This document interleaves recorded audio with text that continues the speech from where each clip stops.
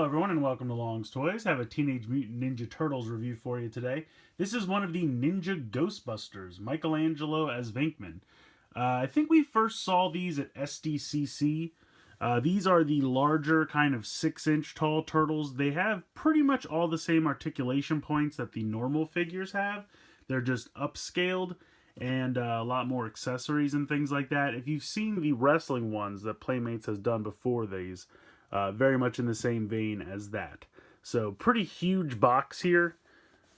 You can see Michelangelo on the side with the Ghostbusters logo, which is pretty cool.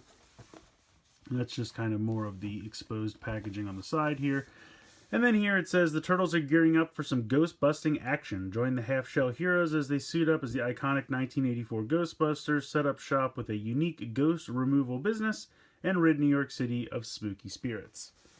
So each of the 4 Ghostbusters is paired up or represented by one of the 4 turtles. You have Raph as Winston Zedmore, Donatello as Egon Spengler, Michelangelo as Peter Venkman, and of course Leo as Ray Stantz. So I think it's a pretty weird but also fun mashup. I don't know why they decided to do this, but I'm excited. I think it's going to be pretty fun. I think these look really cool. They have obviously the Turtle / Ghostbuster, the Proton Pack, you have a Trap, you have a Pke Meter, you have a Ghost. So pretty nice assortment of accessories here. So what do you say we get Venkman / Michelangelo out of the box, and we'll take a closer look. Alright, so out of the box, the figure comes with everything you see here. You have the Proton Pack, which is very nicely detailed, but doesn't have a lot of stickers or paint applications or anything like that. It would have been nice to see, I don't know, maybe just a little bit of paint somewhere maybe down here or in here just to kind of break it up a little bit. But there is one little sticker right here that says danger. So there is that. You can, of course, unclip this. And then you have the cable, as you can see, is attached. The wand here has this spinning mechanism. So that can spin the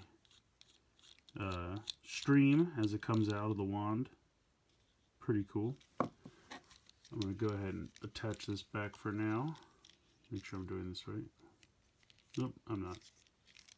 The clip is over here. And you can see it clips on very nicely. Snaps on very nice. Very easy to clip and unclip. Here are the straps for when you put it on the figure, which I'll do in a minute.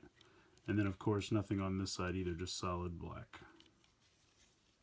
So I think this looks pretty good. I just would have liked maybe just like paint the cables, or maybe just these 4 kind of bubbles down here would have been nice. Some kind of pop of color. I mean, I know the Proton Packs in the movie were mostly black, and I agree that they should be mostly black. You know, just a couple little pops of paint applications would have been nice, but not a deal breaker. Moving on, you get a Pke Meter. Kind of the same deal, not really anything going on in the paint department. Just a solid black. But it does have nice detail molded into it, so I do appreciate that. Even maybe just a sticker on the screen or something would have been nice, but what are you going to do? Next up, you have a Ghost Trap, which does have the kind of caution tape hazard yellow and black stripes there. No cord, no actuator for the foot to open it, and this obviously does not open or close. It is a solid piece of plastic. Again, nice molded detail, but not a whole lot in the paint apps department. But I feel like they at least got the paint app that matters there on the top. That's the most important. And then we have this cool little ghost. Kind of looks like a fish of some kind. It's got some fins, some scales. Definitely kind of a fish head looking face up here. And it can stand leveled off down here, so it can stand up no problem. It is kind of hollow on the back, as you can see. But I feel like it serves its purpose. I mean, it's a cool little ghost, just so they have something to aim at. I think it serves its purpose. And I like the kind of translucent blue. It kind of reminds me of the little ghosts we used to get in the real Ghostbuster figure line back in the late 80s, early 90s. It's kind of reminiscent of that, and that makes me happy because I think these little molded ghosts are pretty cool. But now moving on to the figure itself. It is kind of just an upscaled turtle figure For size reference, I just happen to have this 80s Leo handy. So as you can see, it's probably at least a good inch, maybe inch and a half taller. These are probably 5-inch, if I had to guess.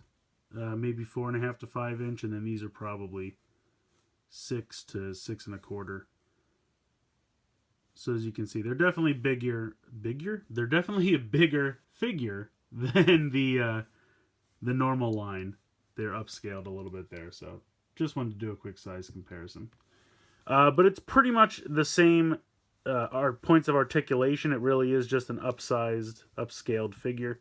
The head is on a ball joint, so you can do front to back, side to side. You have the normal shoulder joints. Same joint in the elbow. There is a swivel at the glove. You have the normal kind of hip joint, can spin around. You have the normal knee joint front to back as well as can spin around. So it's pretty much exactly the articulation you would expect from a normal TMNT figure, just with a little bit better paint. I love the Ghostbusters symbol there on the side. And then he's got the orange bandanas, obviously, for Michelangelo. And you can see it poking out the back.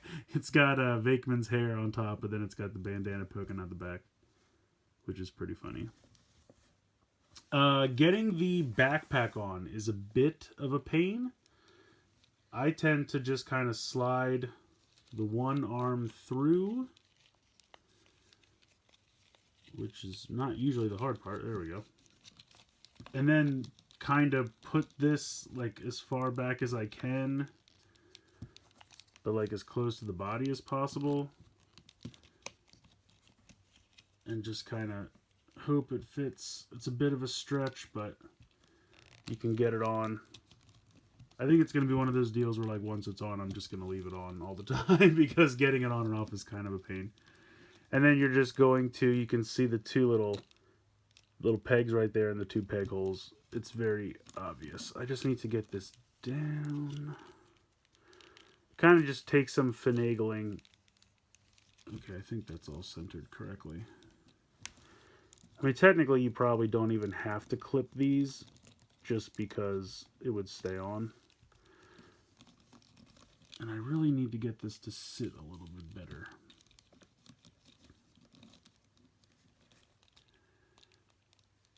It's a little tight, but once you can get it on, it's not that big a deal. There we go. All right, so now we have the backpack all on and situated. As you can see, it sits a little bit higher than the normal belt, and you kind of can't see the top part of the walkie-talkie, but it's still there.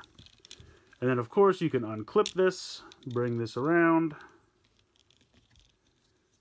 and we'll want to put the wand in his hand. I think it's going to be easiest if we kind of put the cord in the fist first and then feed it down.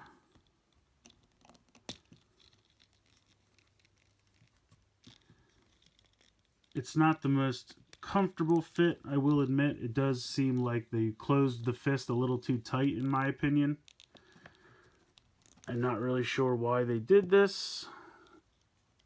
It's not like I can really put it in the other hand. I mean, I guess I could. Let me see, does it fit a little bit better on this side? I really don't think it will, though. They're pretty much closed the same amount.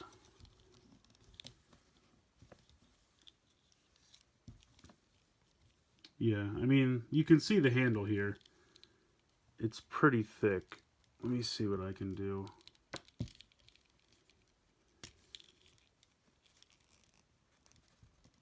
You gotta really jam it in there. Alright, I'm gonna take a minute and kind of work this off camera and get this to go. Alright, so I finally got it in there. You just kind of really have to just smash it in there. And it gets in there eventually, but it just seems really weird to me. Why would they close the fist so tight and then give you this gigantic cylinder that the hand needs to hold? I don't really get that. I was looking at the back of the box, and I'm going to try to bring this in a little bit so you guys can see it real quick.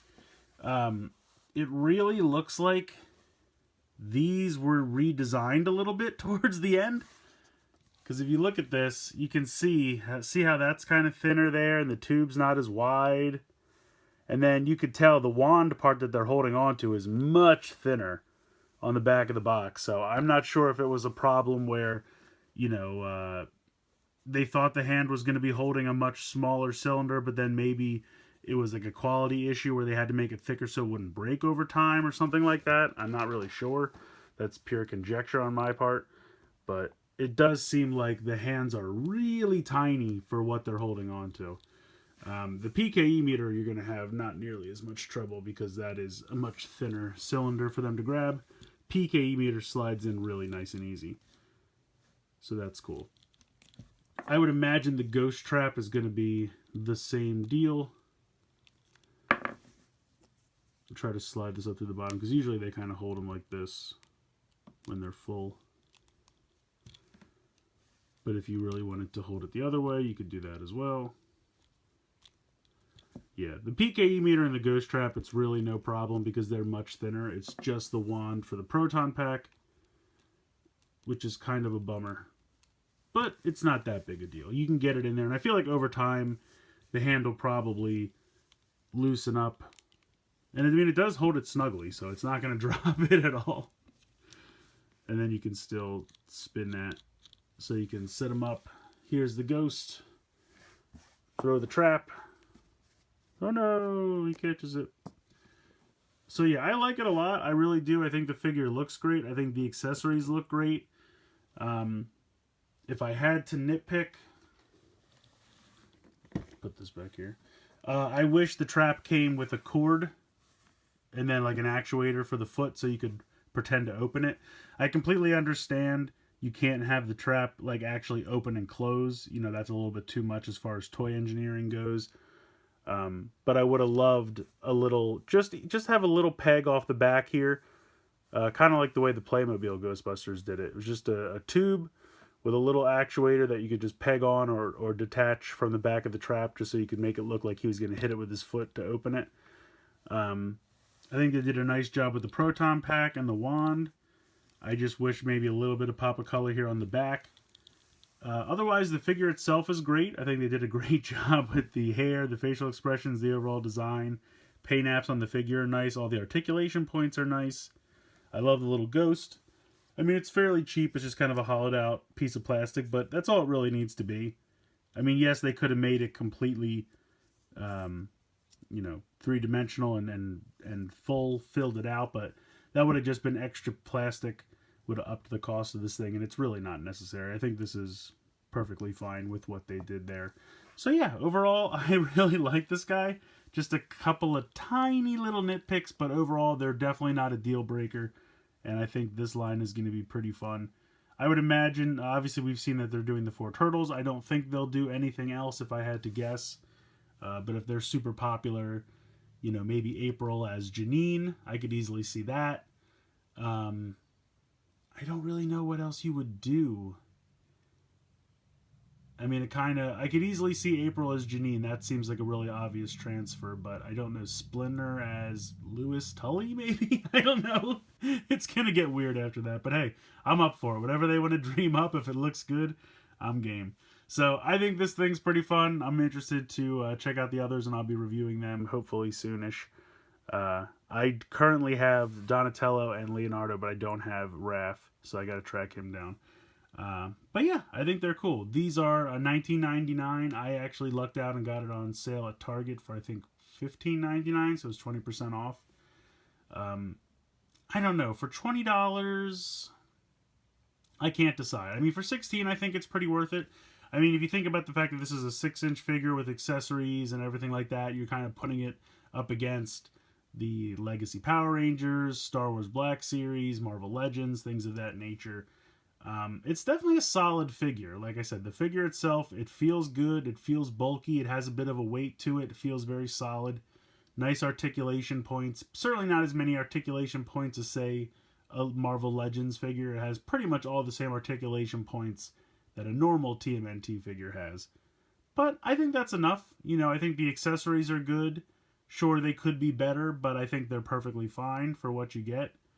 So yeah, I think it's worth the money. I mean, if you can find it on sale, I would say definitely. But even at the full $20, I don't think you're getting overcharged. I mean, could it be better? Sure, but there's no glaring obvious problems other than, you know, the handle being really thick. But the guy can still hold it. It's just it's a bit of a struggle to get it in there. But once it's in there, it's not going anywhere. So let me know what you guys think in the comments below. I'd like to hear your opinions. Please like and share this video and subscribe if you haven't already. I hope you guys have enjoyed this look at the TMNT Ninja Ghostbusters, Michelangelo as Venkman. And as always, guys, thank you so much for watching.